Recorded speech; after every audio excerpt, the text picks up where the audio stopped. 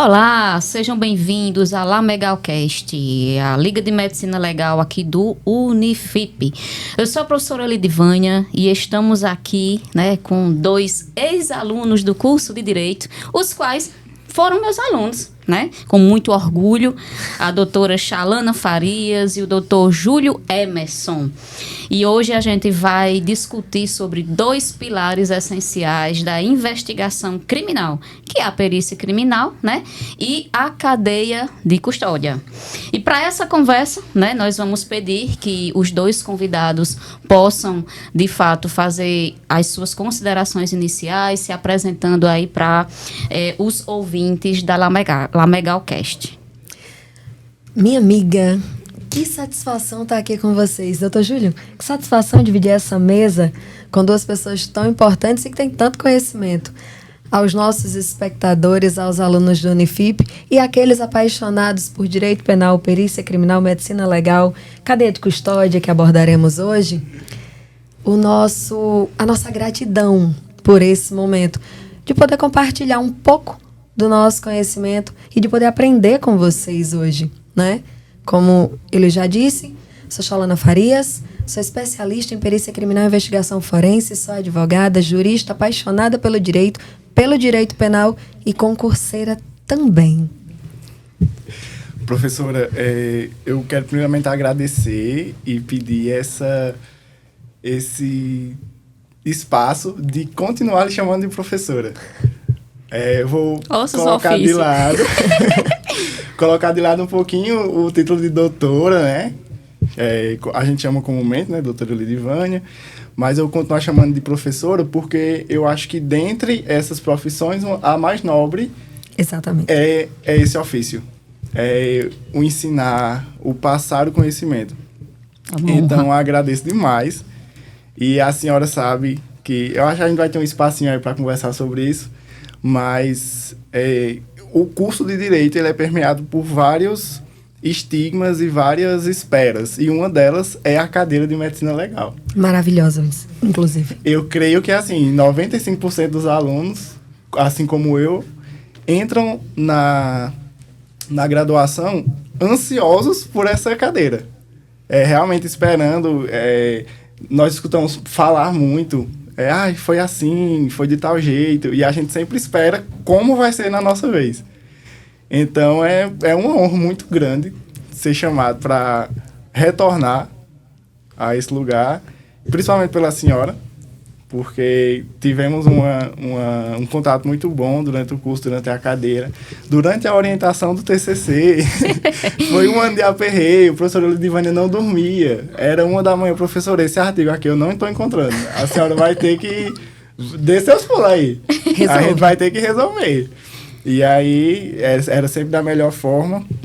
E é isso, só tenho a agradecer e tenho certeza que o debate vai ser espetacular, principalmente com a doutora Chalana aqui nos acompanhando também. E eu vou me apresentar, que eu pulei essa parte, Meu nome é Júlio Emerson, eu sou advogado, sou também criminalista, fiz o meu TCC, fiz um trabalho, foi 1 ano permeando por essa área e sou um estudioso da área. Gosto de ver novidades, gosto de ver inovações, principalmente quando a gente fala de tecnologias na perícia e tudo mais. É uma área que realmente encanta e que traz a gente para perto mesmo do direito em si e da materialidade dele.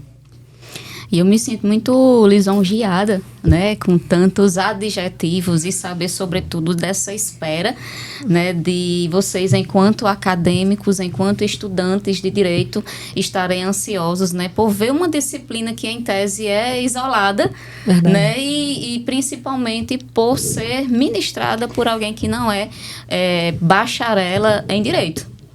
Mas é uma satisfação saber que a gente, de certo modo, contribui para a formação de grandes profissionais, de nomes, que constroem a cada dia o direito, a ciência, Isso é um orgulho, assim, imensurável na condição. Eu acho que represento aqui todos os docentes do curso de Direito, e todos carregam com muito orgulho essas pérolas, como vocês.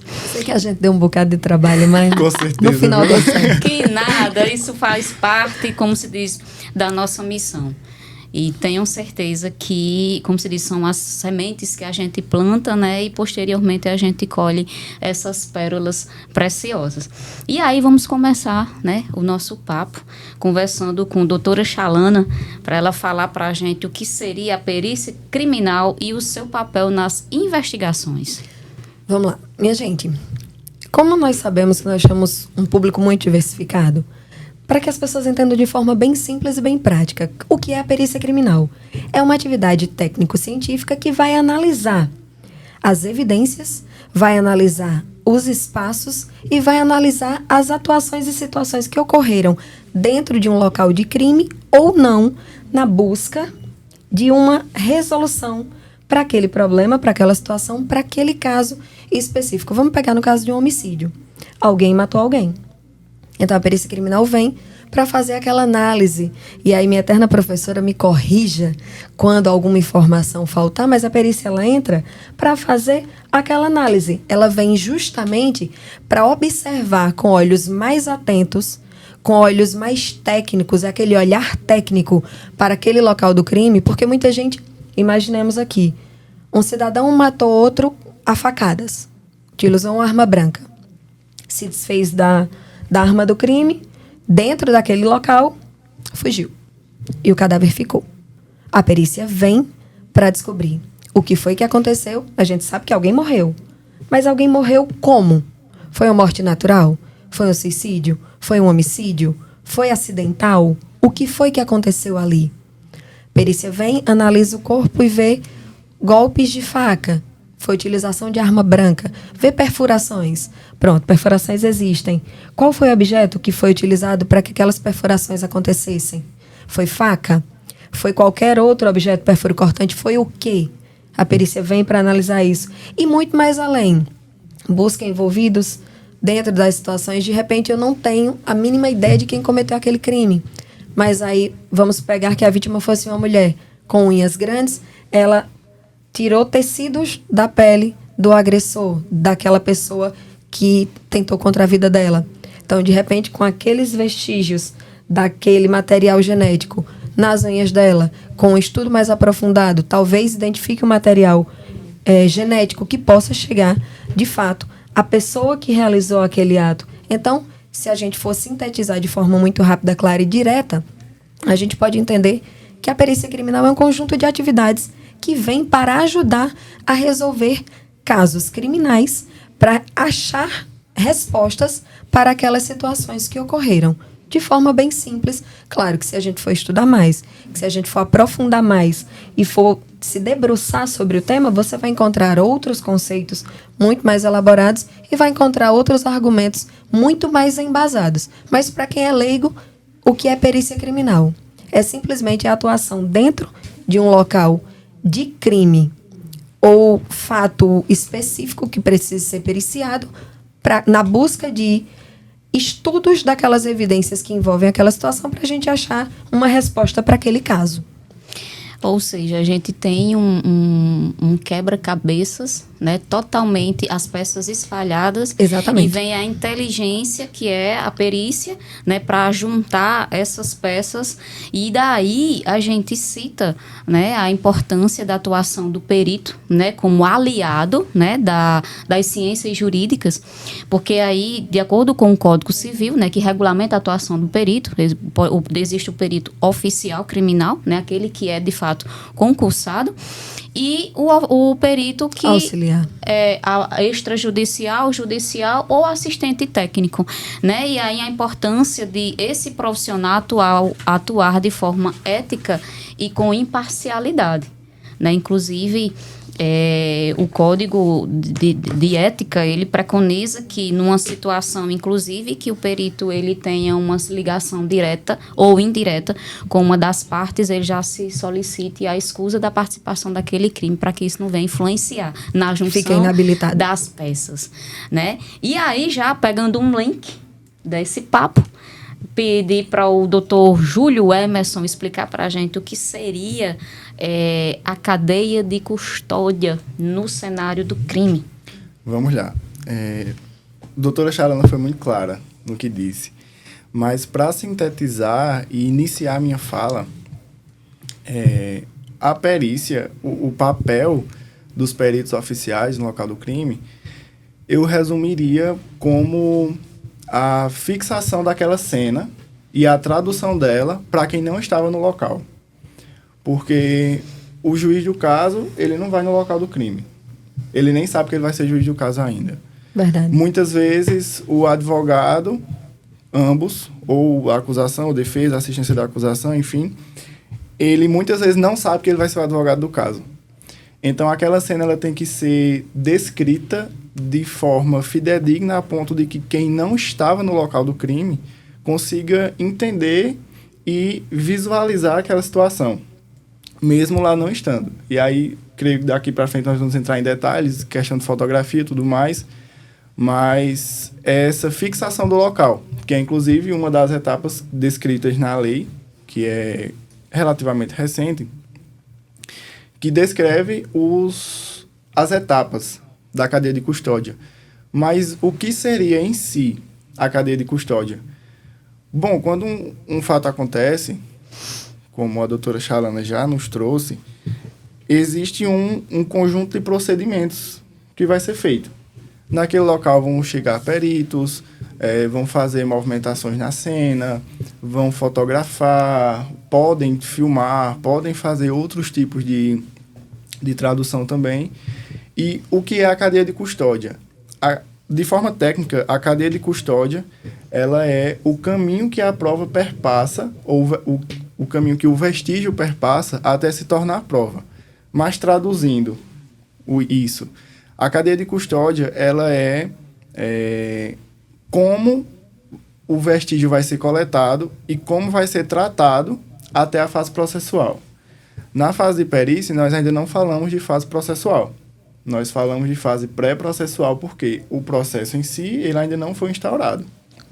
Então, assim, aqueles vestígios, muitas vezes a gente fala no comum, coletou tal prova, pegou um chinelo que era prova, pegou um tênis que era prova, tinha uma peça de roupa no local, a perícia coletou como prova. A perícia coletou como vestígio. O que vai definir se aquele vestígio vai se tornar prova ou não vai ser o perpassar dessa fase pré-processual para a fase processual. E aí é quando vai entrar exame de DNA, por exemplo, uma roupa suja, com algum fluido corporal. A gente vê muito com sangue, mas qualquer fluido corporal, ele vai ser estudado e pode ser a materialidade de alguma coisa. Então, a cadeia de custódia, a gente costuma fazer o comparativo como se fosse uma corrente. Cada elo da corrente é a ação de algum agente na cena do crime. Por exemplo, cheguei e fotografei o local. Esse é um elo da corrente. Após fotografar, eu precisei mexer no material para que eu fotografasse a outro lado, ou outra versão, outro ângulo, enfim. Esse é outro elo. Após isso, fiz todas as fotografias, preciso recolher o material, é outro elo. E aí, se todos os elos da corrente forem feitos de forma correta, no final de tudo nós teremos o quê? Uma corrente forte. E essa corrente a gente compara ela com o processo. Se a gente tem todas as etapas da cadeia de custódia de forma bem feita, seguindo o rigor da lei, no final nós teremos a materialidade da prova forte. Nós não teremos, por exemplo, o indício de uma contaminação. Seria uma fragilidade muito grande no processo e que, inclusive, a depender do caso, pode inutilizar aquele vestígio. E aí, como a gente falou, em local, a gente não fala de prova, a gente fala de vestígio. Caso esse vestígio seja coletado com alguma irregularidade ou com algo que traga fragilidade à sua materialidade, nós podemos, inclusive, descartar. Aquele vestígio ele pode nem chegar a se tornar uma prova.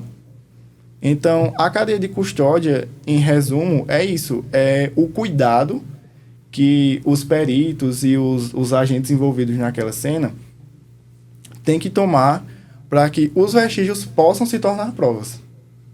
Então, é basicamente isso. Já aproveitando nessa fala, eu lanço, né, uma pergunta para vocês na condição de juristas, porque a gente ficou muito claro, né, pela fala de Dr. Júlio, sobre a questão da preservação da cadeia de custódia. E aí, quando uma pessoa, num cenário de crime, ele chega a contaminar ou quebrar essa cadeia de custódia, a percepção na condição de jurista, que reflete, do ponto de vista positivo ou negativo? Qual seria o agente? Só para a gente trazer a materialidade. Seria o próprio perito, por exemplo? Ou seria o possível autor, alguém, um terceiro que interferiu na cena? Se a gente puxar o viés para o perito, a gente entende como alguém que foi corrupto, no sentido de repente influenciado por alguém. É porque essa manipulação a gente pode enxergar de duas formas. Veja bem, estou perita, estou em um local de crime e eu sei das minhas obrigações, o dever de fazer. O que é que eu preciso? Eu preciso, pegando o gancho da sua fala, juntando com o exemplo maravilhoso do quebra-cabeça de Oli, eu preciso identificar. Se a gente pegar o exemplo de Olidvânia, até para quem está aqui nos escutando e nos assistindo, poder entender de forma muito clara. Imaginemos um quebra-cabeça espalhado. E aí vamos interpretar as peças do quebra-cabeça e a manipulação dele de acordo com nossas falas. O quebra-cabeça está espalhado. Seria o local do crime. O perito vem. No primeiro momento, o perito vai identificar todas as peças do quebra-cabeça.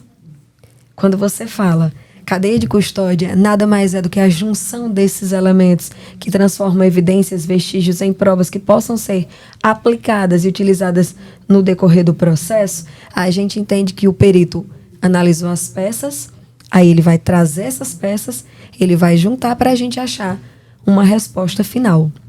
Então, se a gente pega esse exemplo, pegando a sua fala e até o questionamento de manipulação desse local, a gente tem dois lados. O lado do perito, que pode agir com boa e má fé, né? E aí a questão da má fé volta para o lado da corrupção, que infelizmente existe. Todos os profissionais, eles têm um dever, mas de repente existe alguém que vai contra por interesses pessoais, que não cabe a nós, nesse momento dessa discussão, julgar quais seriam esses interesses, a menos que seja um caso concreto. Perito manipulou de forma errada, e aí ele prejudica. E tem a situação da manipulação de forma correta, como, por exemplo, pegando a sua fala novamente, doutor Júlio, para que a gente possa analisar aquele vestígio de outro ângulo. Então, de repente, eu, enquanto perita, esse celular faz parte de uma cena de crime. De repente, o celular da vítima. Analisei o celular, registrei onde ele estava, e eu vi que tem digitais no celular, eu vi que ele foi manipulado. De forma cuidadosa, tranquila, eu viro o celular para analisar se tem alguma outra evidência, algum outro elemento que possa me ajudar dentro do mesmo objeto, dentro daquele local de crime. Então, a gente enxerga as duas manipulações. E sendo um terceiro, aí a gente entende que é justamente para alterar a situação e, de repente, essa é a minha visão. Quero escutar a palavra do senhor também. Eu entendo que sendo um terceiro vem para corromper e atrapalhar, de fato, aquela situação. Porque, por mais que queira ajudar, se não tiver experiência e conhecimento técnico, atrapalha. A gente vislumbra, primeiramente, esse ponto de que, se o perito fez algo de errado, a gente quer achar que é porque ele foi corrupto. Mas, por exemplo, em estudos de casos, eu já vi, por exemplo, eu agora não vou lembrar o certo, se Sim. foi um policial militar que mexeu de forma, entre aspas, inocente na cena do crime. A cena foi homicídio. A princípio não se sabia o que era que tinha acontecido. E aí, quando o perito chega no local, longe do corpo, tem uma faca. E aparentemente a roupa do cadáver, ela foi mexida de alguma forma. Manipulada, né? Isso. De alguma forma ela foi alterada a cena original. E aí, a primeira coisa que o perito oficial faz, vamos fotografar porque aqui alguém pode ter tentado alterar. E aí, nessa mesma cena, poucos minutos depois, o policial chega e faz... Não, é porque a gente precisava identificar quem era. E aí eu peguei o documento que estava na carteira dele. Então, assim, nós vemos muitas situações distintas. E aí, esse caso, por exemplo, desse policial, ele alterou a cena. Talvez traga algum prejuízo, sim, mas como no próprio local, ele já se acusou, não, fui eu. O que é que de medida pode ser tomado para sanar aquele problema? Por exemplo, sei lá, coletei as digitais do policial, coletei o material do policial, então tudo que bater naquela cena do crime com ele, óbvio que se não houver nenhum indício que aponte para a autoria, para ele, que seja o autor, nós conseguimos excluí-lo. Então, possui 2 digitais. Uma a gente não conhece. E uma é do policial que se acusou e disse que ele próprio manipulou. Então, aí nós temos diversas situações. Eu acredito que nesse caso, nesse ponto, a intenção, de fato, é quem vai distinguir uma coisa da outra. Exatamente. E a gente tem também como trazer 2 situações, né, de casos bem famosos, né, que ocorreram no Brasil, onde a gente tem um perito que foi corrupto, no caso de PC Farias, né, em que até hoje o caso ele é inconcluso, não se tem um real culpado, porque de fato quem teve contato com os vestígios reais corrompeu, e aí de fato não se teve mais a possibilidade de ter uma análise dessas evidências e apontar um real acusado. E aí a outra situação vem o caso Nardoni. Verdade. Onde o próprio pai, né, de Isabela tentou fraudar, que direcionou, acho que foi um dos pontos mais cruciais para direcionar a situação do homicídio, e foi quando ele tentou ocultar as manchas de sangue na fralda que foi utilizada para limpar as manchas de sangue de Isabela. Né, que quando mesmo que a olho nu não foi perceptível essas manchas de sangue, mas ao aplicar o luminol foi identificado. Sensacional. E aí, é bom que a gente debata esse tipo de situação, manipulação de local de crime, manipulação de fato de ocorrência. E aí, vamos abrir muito o leque. Porque, de repente, concordem ou discordem de mim, o que muitas vezes atrapalha os trabalhos é a presença de terceiros e a presença de curiosos. Essa sua fala foi brilhante, Júlio, quando você cita a questão da manipulação por um policial que se identificou como sendo a pessoa que fez aquela busca pelo documento no corpo da vítima. Por quê? Nós, infelizmente, hoje temos um instrumento muito poderoso nas mãos, infelizmente ou felizmente, que são os nossos aparelhos celulares, onde a informação ela corre de forma muito rápida. E, às vezes, as pessoas, com o desejo de compartilhar aquela notícia de, infelizmente, notícia ruim, corre muito rápido. Às vezes a pessoa chega num local de crime, num local de acidente, enfim, independente da situação que tenha ocorrido, e vai fotografar e vai registrar. De repente, a pessoa que mexe numa situação como essa, às vezes acaba até se pondo em uma situação complicada por deixar digitais, por deixar vestígios dentro, imaginemos uma situação de crime. E eu, curiosa, chego e vou fotografar tudo e vou mexer tudo. Olha, achei a faca do crime. Peguei na faca. Fiz os meus registros, bererei e deixei lá. Quando a polícia chegou, quando a perícia chegou, que analisou tudo, eles acham o instrumento do crime. Daqui que cheguem nessa pessoa que pegou, para que ela se justifique e diga que, peguei porque achei, porque fui fazer uma imagem, porque fui fazer um vídeo, porque fui divulgar. Olha o tamanho do problema em que a pessoa se meteu. Ela já é suspeita. Ela já é suspeita de um crime que ela não tem envolvimento nenhum. Ela é suspeita de um crime onde ela alimentou somente a curiosidade e o desejo de compartilhar uma informação que não pertencia a ela. Então, isso serve de alerta também, para que as pessoas tenham um olhar mais atento e para que elas não mexam, de fato, no que não devem, né? Infelizmente, nós vemos isso em 99% dos casos. Cena de crime, acidente, tentativa, daqui que a família seja notificada e consiga tomar ciência do que está ocorrendo, no local do crime já tem os curiosos. 1 milhão de fotos e vídeos. 1 milhão. E já está em todo canto. Muitas vezes, antes de a família ser notificada de forma oficial, ela já recebeu uma foto. Ó, eu acho que é fulano, que é teu parente. Então, e essa curiosidade, ela atrapalha nesse ponto. Inclusive, já aproveito e lanço mais uma pergunta a ambos, né?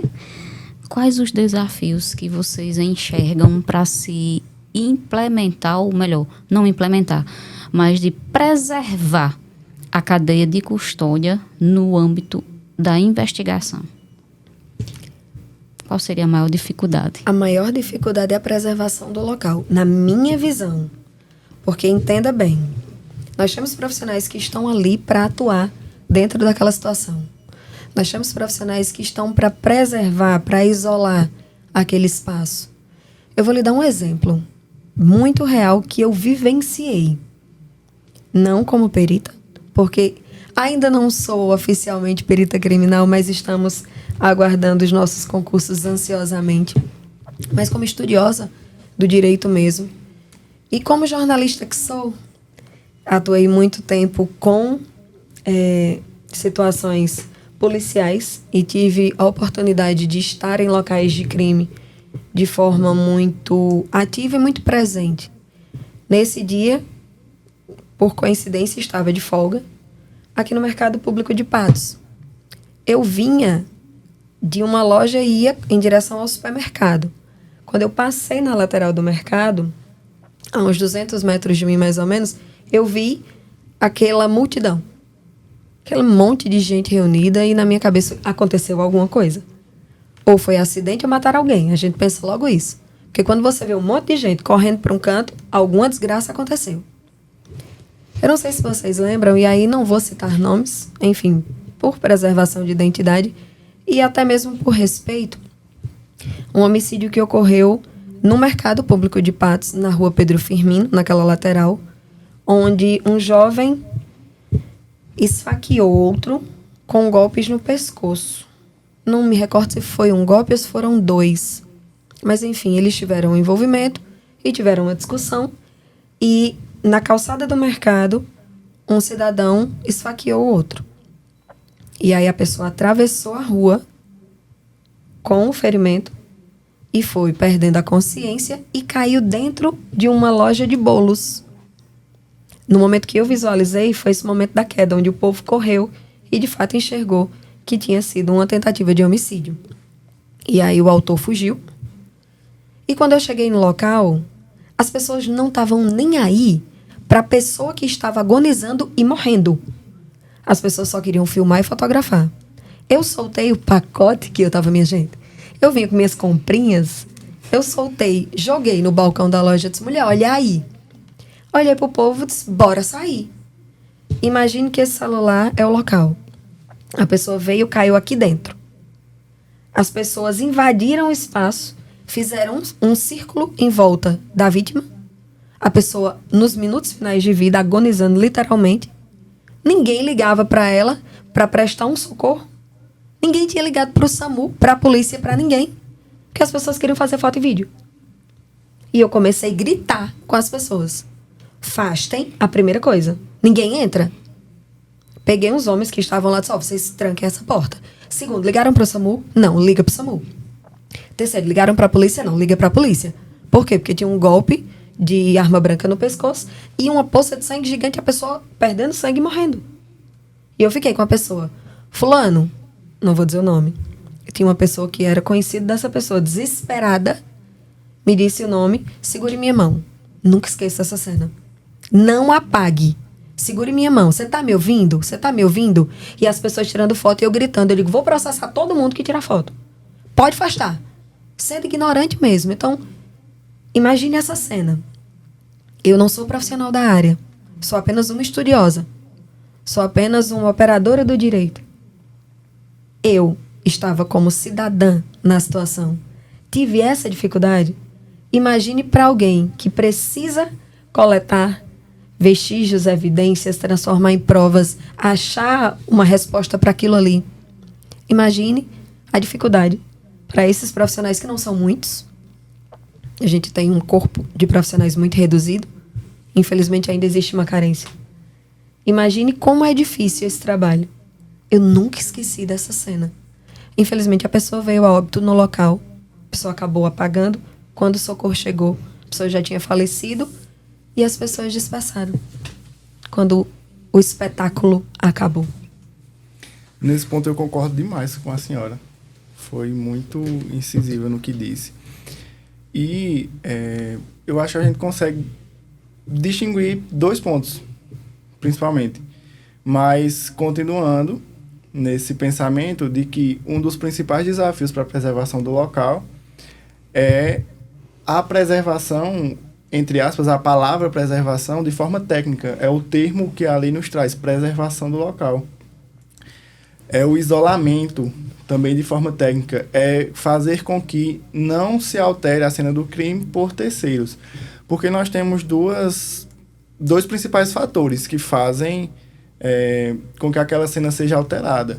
O primeiro deles, que acontece muito em caso de tentativa de suicídio, por exemplo, principalmente quando é um familiar ou alguém que encontra, é a tentativa de salvar a pessoa. Verdade. E aí você vê, por exemplo, alguém da tua família deitado no chão porque foi baleado, porque foi esfaqueado. Qual é a tua primeira reação? Você corre para ver se fulana tá bem, se pode fazer alguma coisa e se ela tá viva, principalmente. É até instinto, né? Instinto, isso. E a gente vê muito acontecer isso, só que a gente vê acontecer quando é justamente algum familiar, alguém muito próximo, um cônjuge, por exemplo.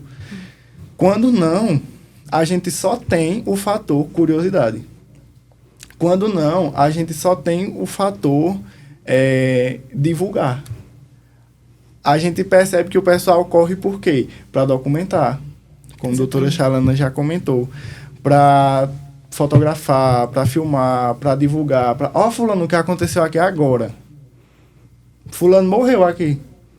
É igual a senhora comentou, ninguém quer ligar para a polícia, ninguém quer ligar para corpo de bombeiros, para SAMU, para tentar salvar aquela pessoa. É a curiosidade. E aí, de civis, porque muitas vezes quem faz o isolamento, mesmo que de forma tardia do local,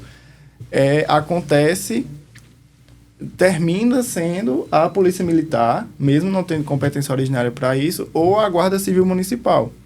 E aí, por não ter competência originária para isso, não ter treinamento específico para isso, o que é que acontece? Muitas vezes, na tentativa de isolar o local, eles já acabam contaminando. Então, você vê muitas vezes aconteceu um homicídio numa residência. Muitas vezes, qual deveria ser o primeiro passo? Entrou um agente, um policial militar, por exemplo, entrou. Tem sinais de vida? Infelizmente, não.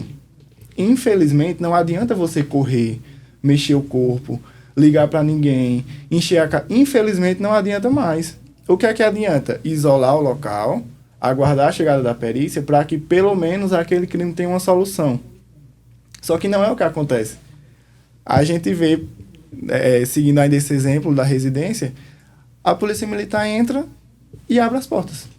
Quem está na rua entra, mexe no corpo, mexe na possível cena do crime, mexe na possível arma. Muitas vezes a gente vê... Em algumas situações, furta objetos. Furta, porque a atenção ela está voltada para o crime. O que é muito comum. Numa cena de crime, onde o local é aberto, a população tem acesso, infelizmente, a gente se depara muito com isso. As pessoas saqueiam. Seja material, seja itens pessoais, enfim, as pessoas vão lá, fazem a festa e levam. Lamentavelmente. Exatamente. E apresentadas essas dificuldades que foram muito bem elencadas por vocês dois, qual seria, se vocês tivessem a chance de apresentar uma nova regra no processo penal para ajudar nessa preservação, para ajudar, digamos, no processo de investigação, blindar Em poucas palavras, o que vocês fariam? Sendo muito sincera, um desejo de um poder mágico, congelamento de local. Como a gente não pode, aplicação de sanção para as pessoas, para terceiros que se envolvessem na situação. Ponto. Eu sei que a gente muito se debate sobre crime de compartilhamento de imagem. Mas imagine aí, morreu uma pessoa, mesma situação. As pessoas foram lá e mexeram. Imagine se todas aquelas pessoas que se envolveram indiretamente naquela cena, ou até diretamente mesmo, de forma intencional, se elas fossem envolvidas. Ponto. Quantas pessoas correriam para cima? Ninguém. Mataram um aqui, certo? Então a lei diz que o primeiro que chegar, que não tiver nada a ver, quando a polícia chegar, que tiver lá, vai preso. Acabou-se. Esse era o meu sonho. Aquele meme. É meu sonho. Né? Literalmente, para dizer assim, tá aqui, filho, você tá fazendo o quê? O delegado chegou. Vamos analisar a situação? Oi, querido, tudo bem? Tudo. Tem envolvimento? Não, doutor, tem não. Conhece a pessoa? Não, tá fazendo o quê aqui? Não vim olhar. Então chega, bora. Vamos pra lá. Claro que eu sei que isso não acontece. Isso é muito difícil de acontecer, porque não tem como a gente prender todo mundo. Mas imagine se a gente pudesse. Como seria lindo. Seria. Infelizmente, a gente entende, né, na nossa realidade, o brasileiro, ele só aprende apanhando, infelizmente. A condição de notificar não funciona. Não. Mas quando pesa no bolso, quando chega, no caso, a punição severa, Pronto. é que de fato... Outra punição que poderia ser aplicada quando pesa no bolso. Eu não tenho condição de prender o cidadão, não tenho não. Multa. Vem cá, filho. Tá fazendo o quê aqui? Não tô só olhando. Multa de R$1.000 pra quem tá olhando. Multa de 10 mil pra quem tá filmando. Ponto. Ah, não tem como pagar não. Não tem não, mas pelo menos tá envolvido num BO bem grande. Ponto. No instante aprende.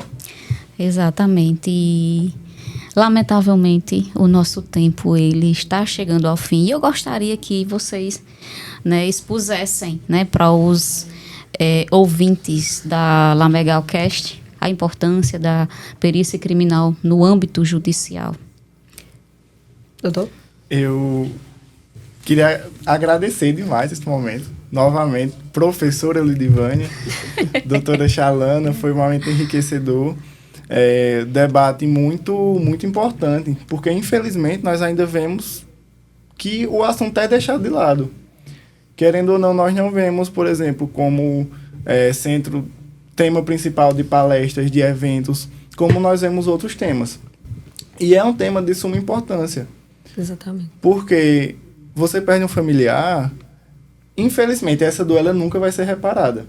Mas pergunte a qualquer pessoa que perdeu um familiar o que é que você quer. O mais comum de obter como resposta é aquela velha frase: eu quero justiça. Eu quero que quem fez seja punido, seja responsabilizado e nunca mais saia da cadeia. A gente vê a população falando isso de forma muito recorrente. Então, assim, a discussão acerca desse tema, ela deve ser levada e elencada sempre como algo de suma importância para que isso possa acontecer. Para que essa justiça, ela possa ocorrer de fato.